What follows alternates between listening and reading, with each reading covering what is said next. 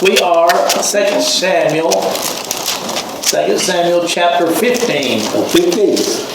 Yeah. 2 Samuel chapter 15. I know we had, the last time we had talked about in 14, Absalom returns to Jerusalem, and we talked about how David allowed Absalom to come back, but did what? He did what? Separated himself from Absalom, right? Mm-hmm. He allowed Absalom. Snubbed him. He did. He brought him back and everything, and then of course Absalom. What happened? After 2 years, he was like, hey, what's going on here? It's one thing to bring me back, but then to keep me from your presence, mm-hmm. So Absalom kind of felt like, there was no reason why he should have came back and brought him back, right? So we know that all this transpired by King David's general, which was Joab, and a woman conspired, an older woman conspired to each other to that she would tell a story to David, and then David would act upon that story, and then kind of see the coincidences between the two, and then of course David figured it out that it was Joab that put her up to it, and put this country woman up to it, and so she kind of asked the king if she could speak freely, and the king said yes, and then he said, who is behind this? Did Joab tell you to say these things? And she said yes. And so it was allowed, David allowed Joab to bring Absalom home. But then again, like Brother Rick said, he brought Absalom home, but when he did, he kind of told him, he can come home, but I don't want him to be in my presence. So you guys think this this helped the situation or hurt his situation? David's or Absalom's? David's. It hurt him. Hurt him, right? And Absalom's, it didn't hurt his, right? Because we're going to see here in this chapter what Absalom decides to do. Well, he had a unique way of getting Joab's attention. Yeah, he did. He set his field on fire. Set his field on fire. And he told Joab several times, hey, I want to have be in the presence of the king. I want to find out what's going on. I want to have some conversation, a face-to-face. And Joab just kept putting him off, and then Absalom's like, okay. Told his servants, hey, go set his field on fire. Mm-hmm. And that got his attention real quick. And once he found out that his fields were on fire, he went and talked to Absalom, and Absalom said, look, it's now or never. And so he was able to get that done. But anyway, we're going to start there, 2 Samuel chapter 15, verse 1. And it says, after this, it happened that Absalom provided himself with chariots and horses and 50 men to run before him. Now Absalom would rise early and stand beside the way to the gate. So it was, whenever anyone who had a lawsuit came to the king for a decision, that Absalom would call to him and say, what city are you from? And he would say, your servant is from such and such a tribe of Israel. Then Absalom would say to him, look, your case is good and right, but there is no deputy of the king to hear you. Moreover, Absalom would say, that I were made judge in the land, and everyone who has any suit or cause would come to me, then I would give him justice. And so it was, whenever anyone came near to bow down to him, that he would put out his hand and take him and kiss him. In this manner, Absalom acted toward all Israel who came to the king for judgment. So Absalom stole the hearts of the men of Israel. Okay, so here we see Absalom starting his plan, right? Kind of seems like Absalom saying, the king is really too busy for you, but here I am. I can, if it were me, I would be able to do this for you, So it says, now it came to pass, we're right there on 7. Now it came to pass after 40 years that Absalom said to the king, please let me go to Hebron and pay the vow which I made to the Lord. For your servant took a vow while I dwelt in Jezer in Syria, saying, if the Lord indeed brings me back to Jerusalem, then I will serve the Lord. And the king said to him, go in peace. So he arose and went to Hebron. Then Absalom sent spies throughout all the tribes of Israel, saying, as soon as you hear the sound of the trumpet, then you shall say, Absalom reigns in Hebron. And with Absalom went 200 men invited from Jerusalem, and they went along innocently and did not know anything. Then Absalom sent for Ahithophel the Gileadite, David's counselor from his city, from Gila, while he offered sacrifices, and the conspiracy grew strong, for the people with Absalom continually increased in number. So, what do we see happening here? Rebellion, right? Absolutely, rebellion. Kind of figured that David should have had that meeting a little bit sooner, huh? Mm-hmm. So we see that where it says Absalom acted toward all Israel like this. So it seemed like anybody that came up towards the gate that needed some kind of justification or something done, it seemed like Absalom was always there instead of the king in order to get this stuff done. Now, do you think that because David was not available to the people of Israel there, do you think that kind of set good with the people of Israel, or do you think? I see Miss Andre shaking her head. No. Why? Why do we see that? Why do we feel like? You think the people were kind of aggravated at the fact that they couldn't get any justice because the king was dealing with other things and wars and stuff like that? And they just felt like, they're not important. Their problems aren't important. Right. Like their everyday life doesn't bother him because he's the king, right?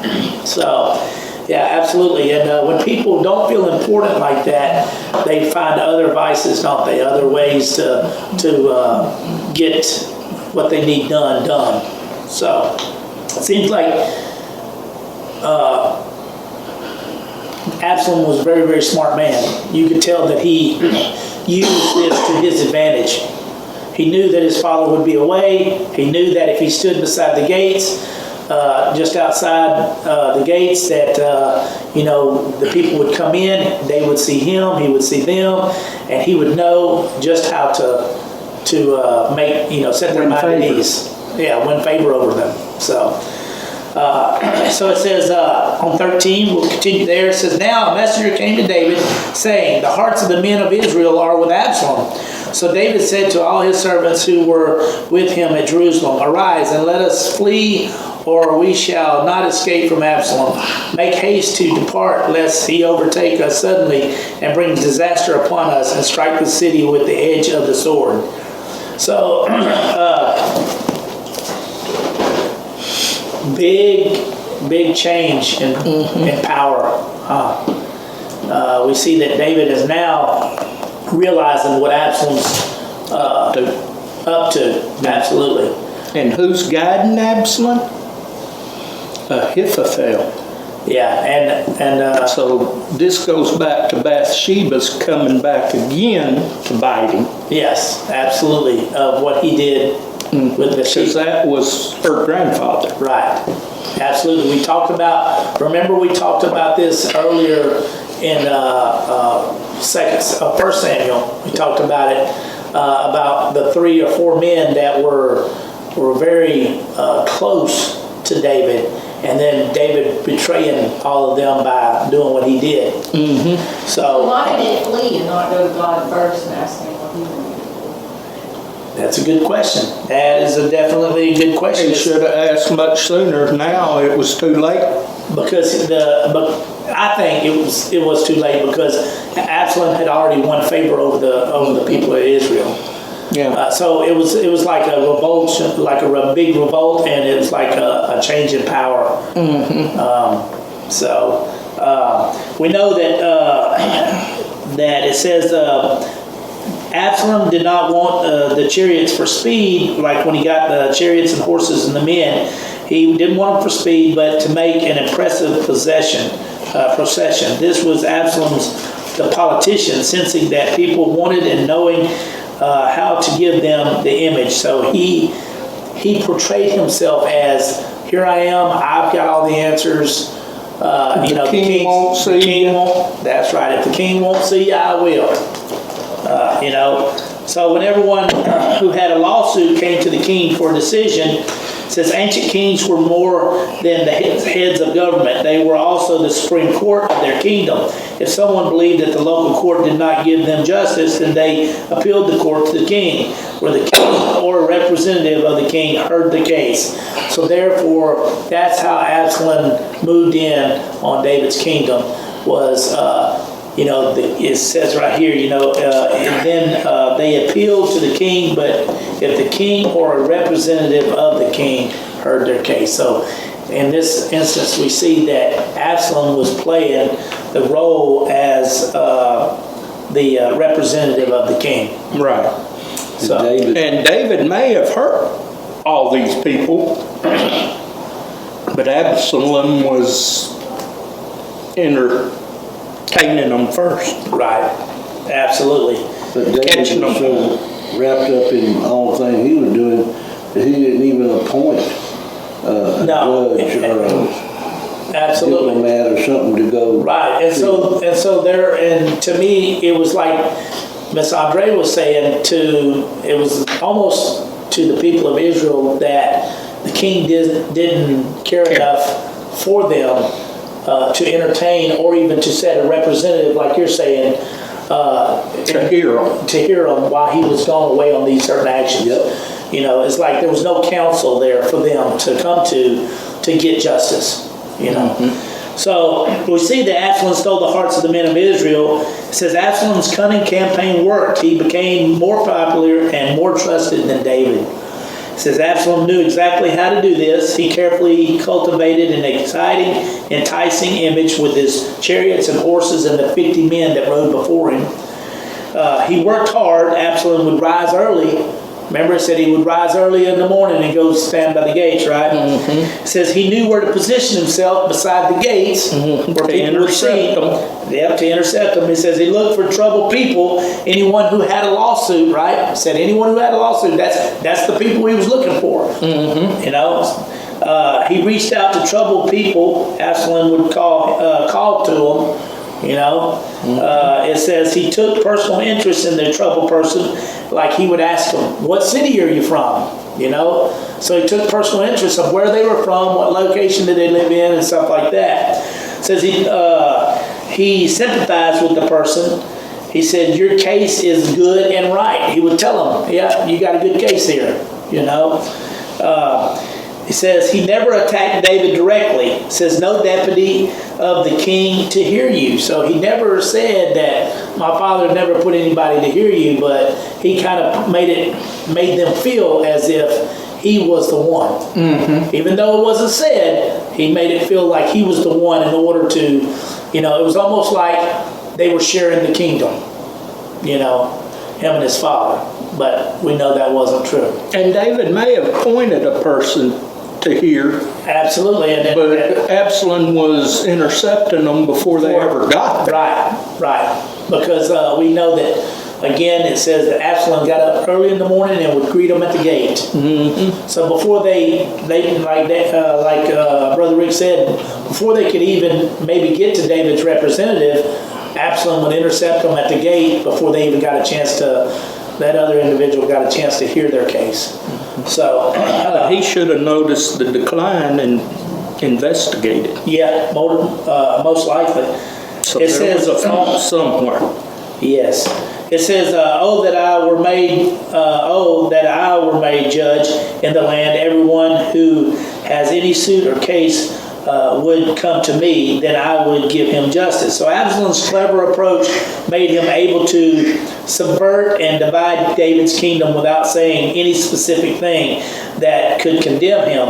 It says, if someone objected, Absalom would simply say, tell me one specific thing that I have said or done. In fact, Absalom could do all this and say, I'm helping David deal with all the discontent. In fact, Absalom was promoting discontent. You know, he was dividing the kingdom without even having to say that I'm fixing to take over. You know, a very, very clever scheme. The man was not dumb. He was very, very smart. We see this as he killed his brother. Took 2 years of planning to get it all right. So, and very patient man. Very patient, you know. So we see in verse 7 through 10 that Absalom plans to overthrow David, right? It says, now it came to pass after 40 years, and my Bible says more or less 4 years. But it could be talking about the 40 years that David reigned, or it could be talking about How old Absalom was. How old Absalom was, because he had been born in Hebron. So, but it says perhaps was Absalom's age at the time, but some believe that this is a minor corruption of the text and that it should read 4 years based on the readings in Syriac and Arabic translations. It says, let me go to Hebron and pay the vow which I made to the Lord. We know that Absalom had said this. So Absalom committed treason under the guise of worship. He knew that the appearance of spirituality could work in his favor. So he kind of put on a cloak, right, when he was carrying the dagger. Mm-hmm. It's like, you know what? Let me go down there and do this. He knew that he would be granted to do that. Mm-hmm. And this was only just one step in his plan, that if it was granted, that he would be able to move forward without David being able to stop him. And so that's where we get to the point where we see that David says, let's flee, otherwise he might overtake us, because he had won the hearts of the people. So but we know that David said, go in peace. It says, ironically, these were David's last words to Absalom. Upon hearing these, Absalom went to carry out the plot to overthrow David's kingdom. So what did David say? Go in peace. But we see that Absalom, those were the last words that he said to him. But we know that that's not what he was thinking. So we're here down on 13, I think it is. Yeah. So we're going to continue on for another 5 to 8 minutes, and then we're going to close with prayer. It says, David escaped from Jerusalem. Now a messenger came to David saying, the hearts of the men of Israel are with Absalom. I think we're on 15. Because we read down absolutely to the part with the edge of the sword. And the king's servant said to the king, we are your servants, ready to do whatever my lord the king commands. Then the king went out with all his household after him. Excuse me. But the king left 10 women, concubines, to keep the house. And the king went out with all the people after him and stopped at the outskirts. Then all his servants passed before him, and all of the Cherethites, all of the Pelethites, and all the Gittites, 600 men who had followed him from Gath, passed before the king. Then the king said to Ittai the Gittite, why are you always going with us? Return and remain with the king, for you are a foreigner and also an exile from our own place. In fact, you came only yesterday. Should I make you wander up and down with us today, since I go I know not where? Return and take your brethren back. Mercy and truth be with you. But Ittai answered the king and said, as the Lord lives, and as my lord the king lives, surely in whatever place my lord the king shall be, whether at death or life, even there also your servant will be. So David said to Ittai, go and cross over. Then Ittai the Gittite and all his men and all the little ones who were with him crossed over. And all the country wept with a loud voice, and all the people crossed over. The king himself also crossed over the brook Kidron, and all the people crossed over towards the way of the wilderness. There were Zodok also, and all the Levites with him, bearing the ark of the covenant of God. And they set down the ark of God, and Abiathar went up until Abiathar went up until all the people had finished crossing over from the city. Then the king said to Zadok, carry the ark of God back into the city. If I find favor in the eyes of the Lord, he will bring me back and show me both it and the dwelling place. But if he says thus, I have no delight in you, here I am, let him do to me as seems good to him. The king also said to Zadok the priest, are you not a seer?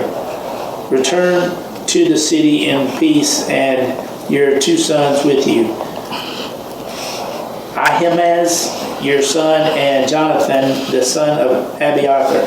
So, see, I will wait in the plains of the wilderness until words come from you to inform me.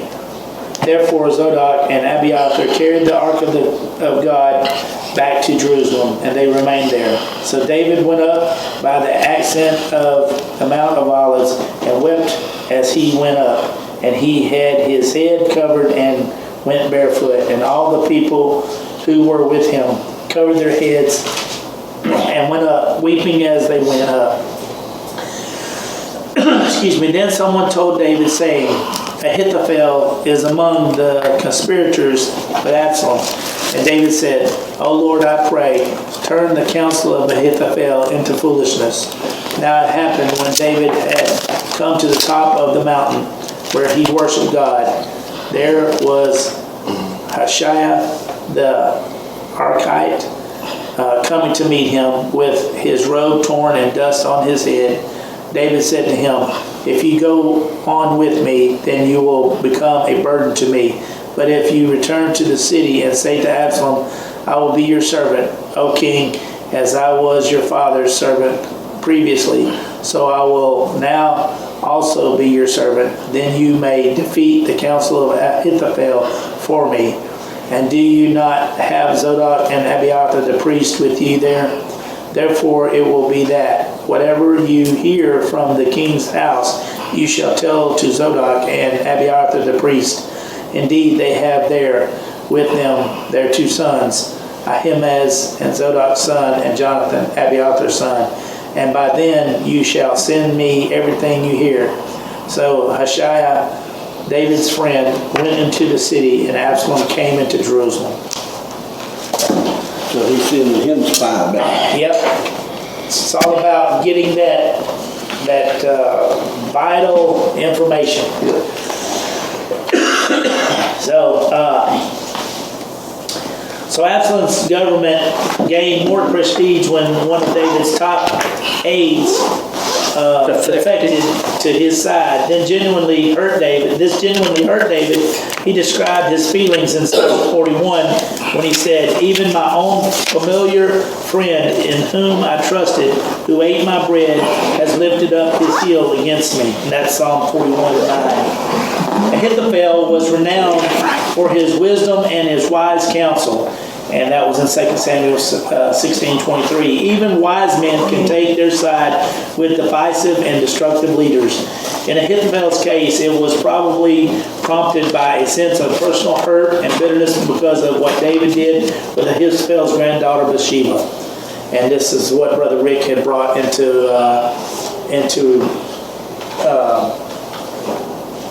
in one of the answers earlier in this class about why Ahithophel changed sides. So Absolutely, your feelings and everything can get in the way of even a wise man, right? That's what it's saying. So, with that being said, we'll stop right there. We'll recap next Sunday. Get into the latter parts, which is David escapes with the help of a faithful friend. We're going to go from class 13 through 18, and we're going to start right there, and I will recap about what we read, and we'll talk about it, okay? That way we can get some more interaction with the class. Seems like nobody said anything this morning, just one or two things. But Miss Andre, you did great. Somebody gets in trouble. Usually it's Jackie giving all the answers and everybody chiming in once in a while, but Somebody gets in trouble. yeah. What phone number do you want on the bulletin? Okay, let me close with this right quick, and I'll answer Brother Rick. So, Brother Roger, close us in a word of prayer, sir. Most gracious Heavenly Father, thank you so much for this time that we can come into your house and share your word. Yes. And teaching and song and preaching. Father, just ask that the words that are given today just ring true to our heart. Yes. And that you will be with our spoken and unspoken prayer requests. Be with the ones that need the medical, be with the ones that need the healing, and be with whatever the other situations may be. Yes. You know what each one needs, and you are the one that can make things right for them. Father, be with this church. Be with us as we go into the song and the preaching hour. Just let each and every one to learn from the words that are said and believe in their hearts. Ask these things in Jesus' name. Amen. Amen.